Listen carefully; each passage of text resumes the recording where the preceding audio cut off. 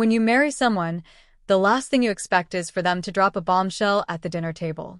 But that's exactly what my wife did one Thursday evening. We'd been together for 9 years, married for 6.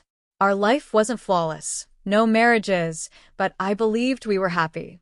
We owned a house, both had steady careers, and were planning to start a family within the next couple of years.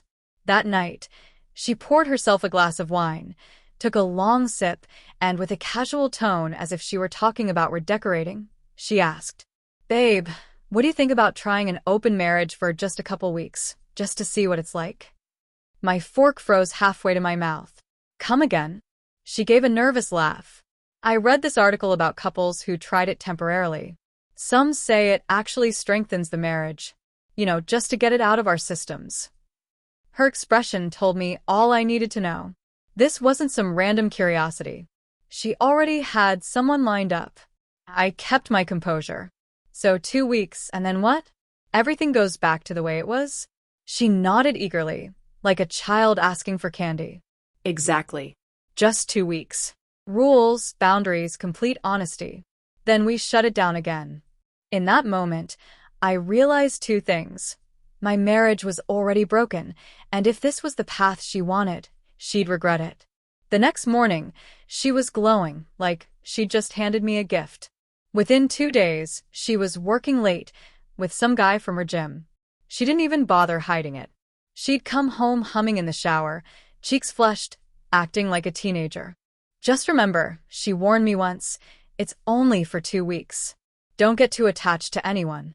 I smiled, kissed her forehead, and said, "Of course, babe."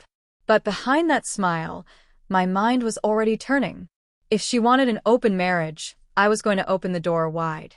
I scrolled through my contacts and reached out to an old flame, Sophie. We'd dated briefly before I met my wife. She was divorced now, more stunning than ever, and to my luck, still interested.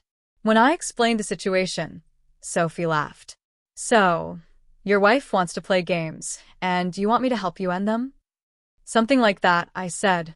Within days, Sophie and I were seeing each other, dinners, nights out, nights in. But unlike my wife's fling, Sophie wasn't a shallow distraction. She was warm, funny, and genuinely cared about me. Here's where the real revenge began. I didn't keep Sophie a secret. I didn't flaunt her in my wife's face either. I just let her find out naturally. One evening, my wife came home early and spotted Sophie's shoes by the door. She froze. "Whose are those?" she demanded. Sophie stepped out of the kitchen, wine glass in hand, smiling like royalty. "Hi. You must be the wife. I've heard so much about you." The look on my wife's face was unforgettable, shock, jealousy, and fear all colliding at once. After Sophie left that night, my wife erupted. "I thought this was supposed to be casual. No emotional connections. You can't just bring her into our home." I stayed calm. "You're the one who wanted complete honesty. And remember, you said not to get too attached." Her jaw tightened, but she didn't argue. Over the next several days, I watched her unravel. She stopped glowing. Her fling was already fading. Meanwhile, Sophie and I only grew closer. We held hands in public, posted pictures together. Soon, my wife's friends were asking her awkward questions. "Who's that woman your husband is always with?" The more serious I looked with Sophie, the more desperate my wife became. 1 week into her little experiment, she broke down in tears. "I don't like this anymore. I don't want it. Please, let's stop." I looked her in the eye. 2 weeks. That's what you wanted. We still have 7 days. She tried to argue, but I reminded her it was her idea. By the end of those 2 weeks, she was wrecked. Her fling had fizzled out. The guy wasn't even returning her texts. Meanwhile, Sophie and I had taken a weekend getaway. When I returned, my wife was waiting at the door, mascara streaking down her cheeks. "Please," she begged. "End it with her. I was wrong. I don't want this open marriage anymore. I just want you. I made a mistake. Please don't throw us away." I let her cling to me, let her cry it out. Then I delivered the words that finished us. "You were right. 2 weeks was all I needed. I realized I don't want this marriage anymore." Her face went pale. What? I pulled out the divorce papers I'd already prepared. I'm moving on, Karen, with Sophie.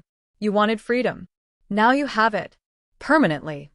The divorce was devastating for her. She lost the house, her reputation, and me. Within months, I had moved in with Sophie. Friends and family who once felt sorry for her now shook their heads. She had pushed me away, and she knew it. Sometimes, I think back to that dinner when she casually suggested an open marriage. She thought she was clever, that she'd get to play while I sat at home like a fool. What she didn't expect was that I'd take her ideas seriously and find someone better. Now, every time she scrolls through social media and sees Sophie's smiling face beside mine, she remembers what she threw away. 2 weeks was all it took to shatter her fantasy and hand me the perfect revenge.